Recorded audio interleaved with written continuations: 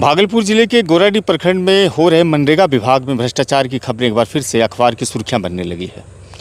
6 दिसंबर को एक दैनिक अखबार ने खबरें प्रकाशित की है जिसमें लिखा हुआ है साफ शब्दों में कि प्रखंड के गोराडीह पंचायत के विरनौद गांव में, जिसमें धनंजय कुमार, राजीव ठाकुर, रामविलास मिस्त्री, उसके अलावा रोहित कुमार, उसके अलावा बेबी देवी के दिव्यांग पति के खाते में गलत तरीके से मास्टर रोल तैयार करके पैसा भेजा गया। उसके बाद पीआरएस के जो प्रतिनिधि हैं, ध्यान देने वाली बात है, पीआरएस के प्रतिनिधि सुशील कुमार तांती उनके घर पर मॉर्फिन मशीन लेकर पहुंचे और उनके खाते से पैसा निकासी कर लिए। जब मजदूर ने इसकी पूछताछ की तो सुशील तांती ने उसे गाली गलौज किया और धमकाया भी है।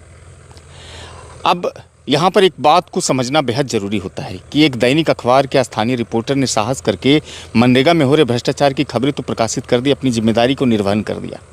लेकिन अगर भ्रष्टाचार मनरेगा में था तो बाकी अखबार के स्थानीय रिपोर्टर क्या कर रहे थे?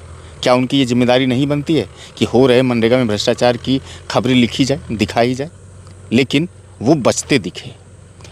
अब पूरी पड़ताल के लिए जब संजीव कुमार, जो पीआरएस हैं गोराडीह के, उनसे बातचीत की गई तो संजीव कुमार ने कहा कि सुशील तांती नाम का व्यक्ति तो टोटो चालक है, वो टोटो का किराया मांगने के लिए गया था।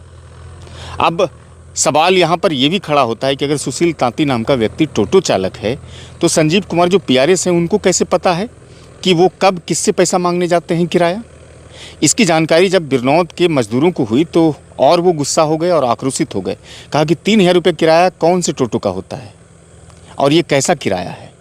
इसकी पड़ताल के लिए ग्रामीण जो बिरनौद के हैं मजदूर, वो अब प्रखंड स्तरीय जो कार्यक्रम पदाधिकारी हैं, प्रखंड विकास पदाधिकारी हैं, जिला में बैठे जो मनरेगा कार्यक्रम पदाधिकारी हैं, उसके अलावा सीनियर और अधिकारी से गुहार लगाई है कि मनरेगा में हो रहे इस तरह से भ्रष्टाचार के नेक्सस को रोका जाए।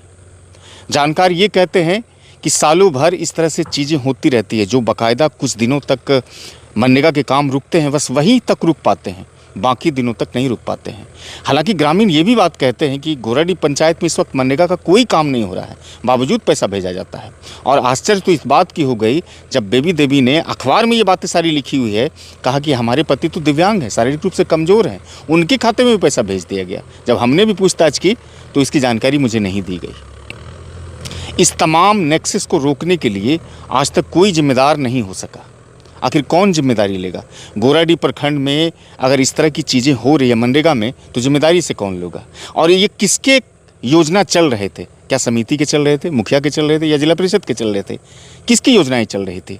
क्षेत्र के लोग इस बात की चर्चा करते हैं कि मनरेगा की खबरें एकमात्र अखबार ने क्यों लिखी और वो कैसे लिखी चली गई, बाकी अखबारों ने क्यों नहीं लिखी? क्योंकि सब कुछ तो सिस्टम मैनेज में रहता है।